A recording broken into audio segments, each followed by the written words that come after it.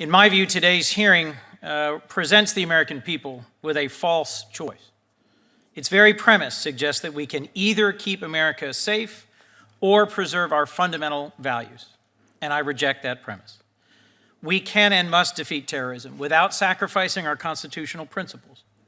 And to compromise these principles and blame over 1 billion Muslims for the twisted actions of an extremist few only serves to divide Americans, to alienate the Muslim world, and to legitimate the murderous groups who falsely claim to speak for Islam. This makes us less safe.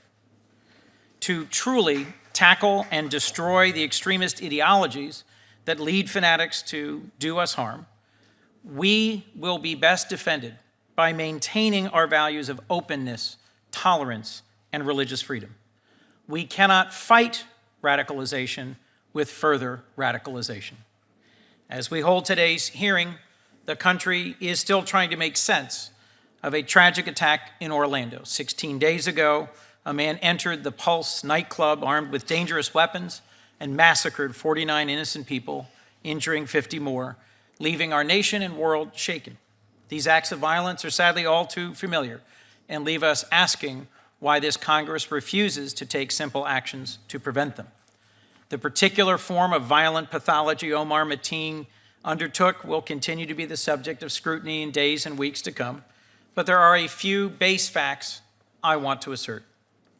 First, as a nation, we are not at war with the religion of Islam. A deranged murderer's invocation of Islam was a hollow attempt to justify his rampage by cloaking it in the legitimacy of religion. Second, we know that ISIS is trying to falsely characterize the United States and our allies as being at war with Islam.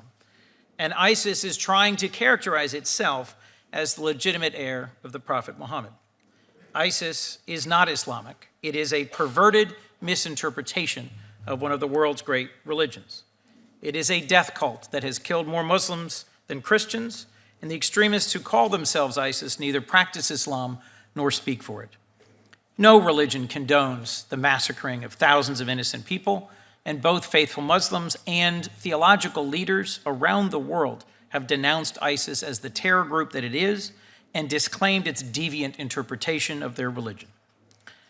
As you raise the concern or question about whether President Obama and his administration are committed to combating and defeating ISIS, let me briefly recount that the president has also condemned the threat of ISIS and set about defeating it, not with debates over a few words, but with decisive action.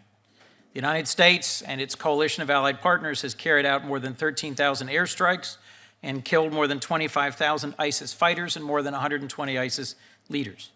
Over the past year, ISIS has lost more than half the territory it once controlled in Iraq and nearly a quarter in Syria. The United States successfully built a 66-nation coalition to fight ISIS, and these partners, including 19 Muslim-majority states and organizations, are committed to eliminating the threat posed by ISIS and have contributed across a wide range of ways to the effort to combat ISIS in the Middle East and in Iraq and Syria and beyond.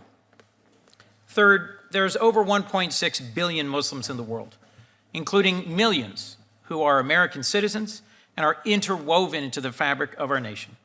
They are doctors and lawyers and scholars, service members, police officers, members of Congress, parents, colleagues, and friends.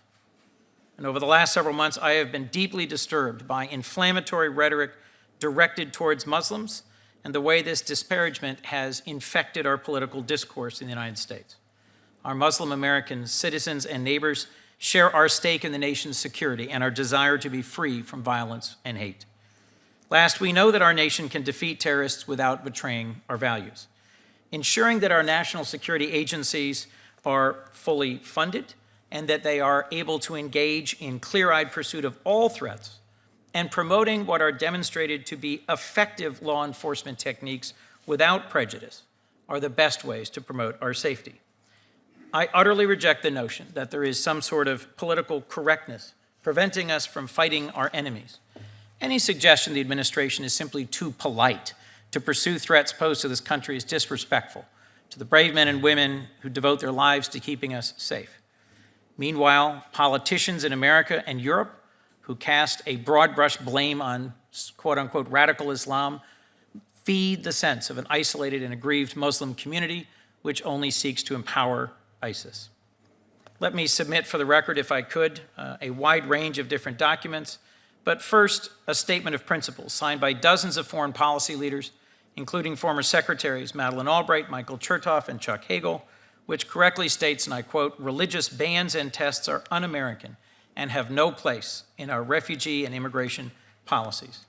Mr. Chairman, I have a long list of statements I'd like to submit for the record from the ranking member, Senator Leahy, from Centrelink, from the Muslim Public Affairs Council, Amnesty International, the Asian Pacific American Labor Alliance, a recent New York Times article by Aziz Ansari, and a Washington Post article by General Petraeus. I would assume those will be admitted without objection. Without objection. As to the empty seats before us and your opening comments, Mr. Chairman, it is my understanding this hearing was scheduled with a bare minimum of notice and no consultation with the invited witnesses from the administration regarding their schedules.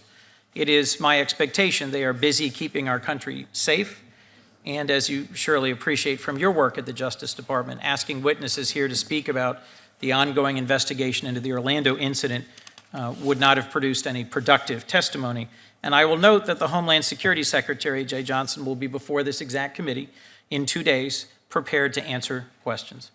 Let me close by quoting what I've just submitted for the record, an article from General David Petraeus. Quote, "Those who flirt with hate speech against Muslims should realize they are playing directly into the hands of al-Qaeda and the Islamic State. Demonizing an entire religious faith and its adherents not only runs contrary to our most cherished and fundamental values as a country, it is also corrosive to our vital national security interests and ultimately to our success in this war. I look forward to what I hope can be a productive conversation about our national security, our civil liberties, and respect for Muslim Americans." Thank you.